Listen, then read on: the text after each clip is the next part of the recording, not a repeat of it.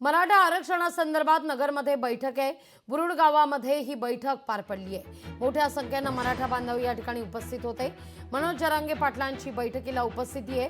29 ऑगस्टच्या मुंबईतील आंदोलनासंदर्भात मार्गदर्शन करण्यात आलेले आहे।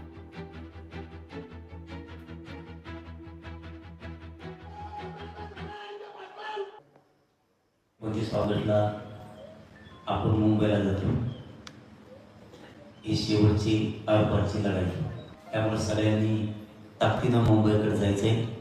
परवानगी असली तरी मराठी मुंबई जाणार आणि नसली तरी जाणार, कारण आम्ही शांततेत जाणार आणि लोकशाहीला शांतता मार्गानं कुठलंही आंदोलन मान्य।